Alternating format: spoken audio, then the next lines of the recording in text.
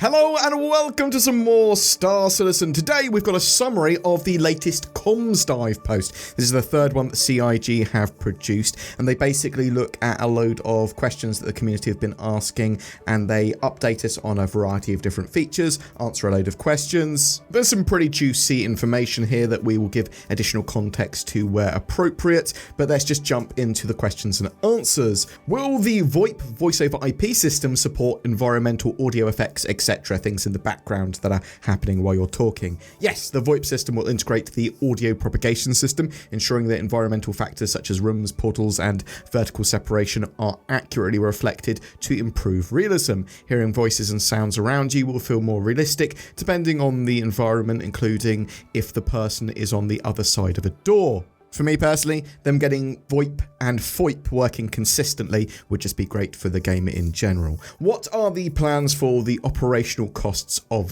vehicles? First and foremost, Star Citizen is a space game and access to a ship should always be within reach. That's why starships should remain priced and balanced to be accessible for new pilots, with acquisition and operational costs kept manageable. For ships across the board, operational costs are meant to drive meaningful logistics gameplay. Mining, crafting, trading and transporting goods all tie into the economy through refueling, repairing and rearming. Prices will continue to evolve as we bring more systems online and update older ones, with the goal of making logistics a key part of the experience. Larger multi-crew and capital ships are intended to be flown by groups, and their upkeep will reflect that.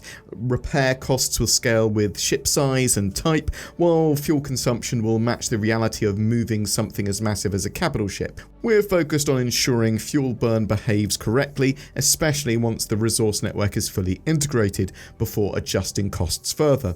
On the subject of torpedoes, the largest variants are designed for endgame scenarios, such as taking down an Idris. They are intended to be costly and rare, reflecting their destructive power. Until the content arrives that makes their role essential, they will remain priced high to preserve that balance. We recognise that balance can sometimes feel disconnected from the current state of the universe. In many cases, this is because certain systems are awaiting additional work, like insurance, while others, like torpedoes, are balanced ahead of time with future gameplay in mind. Our aim is to avoid stacking too many major changes into a short window, and your patience and ongoing feedback are invaluable as we work towards bringing these systems together in a way that makes sense. So I'm really excited for the future of the economy that will bring all this sort of stuff together, including choice of lots of different weapons and loadouts and stuff like that, and the costs of those and running those loadouts. But ships need to have a bit of a money sink to them. The economy needs to drive players into making decisions and taking equipment that costs them more but might give them a better chance of survival. I hope that capital ships are suitably expensive to run. Why does the Polaris often open fire upon allied ships and players in my party? This is a known issue and confirmed bug. We have worked on improvements to the design of point defense cannons and their control system, and we hope to release a fix soon. Can bunker missions be adjusted to stop automatically revealing all objective markers, allowing players to search manually? To encourage exploration and discovery, some mission markers, such as ASD locations, only appear as players approach the objective. In the future, when FPS scanning is implemented, many markers for items and combatants will be removed entirely, allowing for more manual searching and discovery. So I'm hoping that feels intuitive and good, because that's the main thing, right? It needs to feel good and not fiddly. What is the current status of ship modules and modular ship development? As mentioned in the monthly report and our recent Star Citizen Live, work on the Caterpillar and the Ironclad will introduce a new form of modularity through the command module. This development extends the underlying functionality needed to support modular content, laying the groundwork for modular systems across multiple ships in the future. The Apollo Triage and Medivac also come with all their modules, so you can customize your ship even more. It is just as simple as changing them in your Moby-Glass app and then spawning the ship.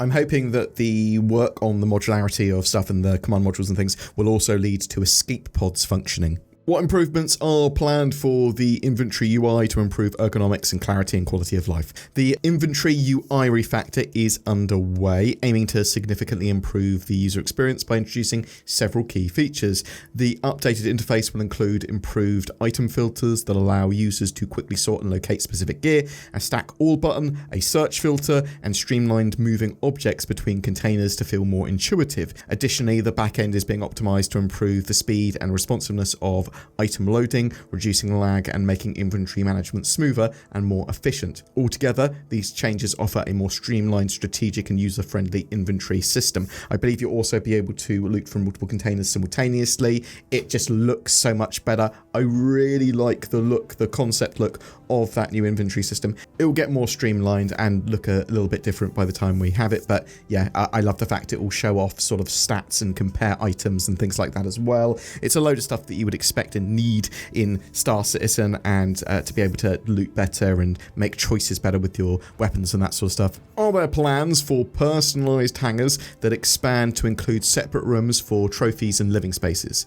We do plan to give the ability to customise your space. The intention is to introduce modular options that unlock new functionalities within the hangar. For example, spaces could be outfitted with dedicated interchangeable submodules, such as additional freight elevators, empty rooms for you to decorate as you please, and even medical facilities. We will talk more about hangar customization when the time's right. At some point in the future, they'll tell us more about this sort of stuff. It kind of ties a bit into base building, but is sort of more low-hanging fruit compared to that. I would expect it to come well before base building is actually implemented. Are there any improvements to come to ships' lights?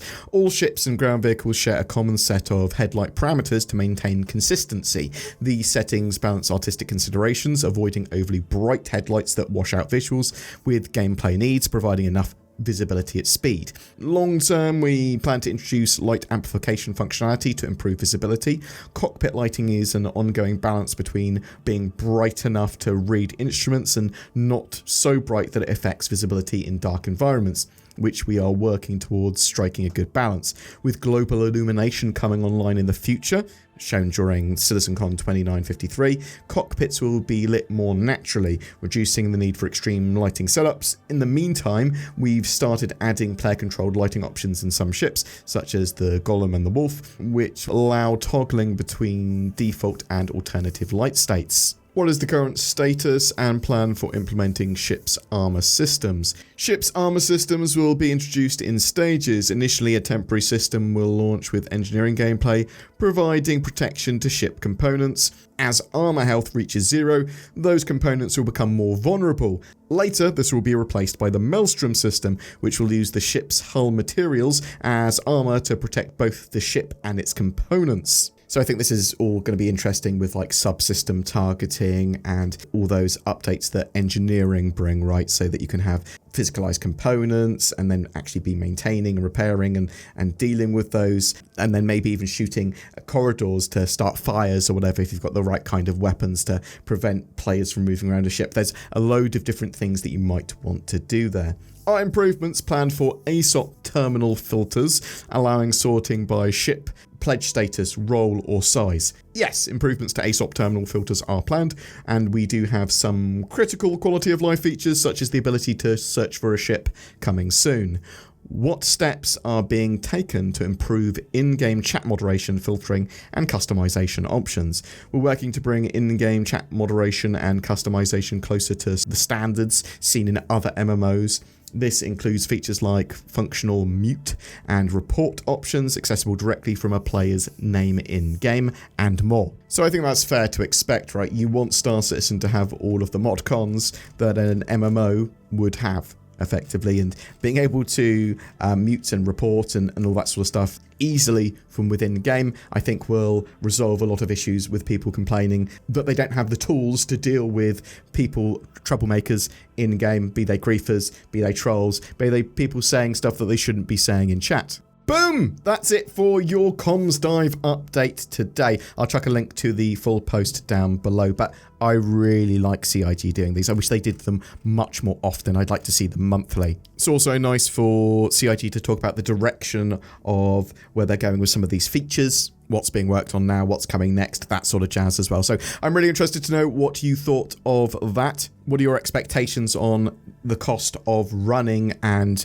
using capital ships or even just a ground vehicle? Are you liking the look and the idea of the new inventory system that they are working on? Were there any burning questions that you were expecting to get answered this comms dive and they didn't? Please chuck it in the comments below. I'd love to hear from you, whatever your thoughts are. Something else I'd love you to do is click on the links down below to NordVPN. Get yourself a VPN for better accessibility, security, and privacy on the interwebs. I use NordVPN. You can go to nordvpn.com/BoredGamer or use the links below. As I said, helps out the channel as well. Thanks so much for watching. You have a great day.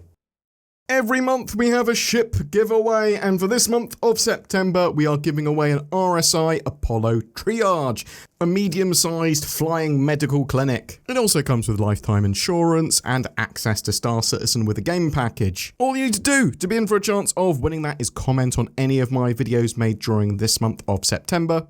If you would like to further support the channel, please remember to like, share, subscribe, watch my other videos on the channel for everything Star Citizen related. There's a load of useful links below as well to a load of stuff that I support or support me in some way with like NordVPN and all that sort of jazz, Game Glass, loads of cool stuff. But also, you could clickety-click on the join button under my videos to help support the channel even more by giving a little bit of money. Oh, isn't that good? Get a load of exclusive little bonuses as well. Or you can use Patreon to do pretty much the same thing, whatever you fancy. Thank you so much for watching. I hope you have a great September, and I'll see you in the verse.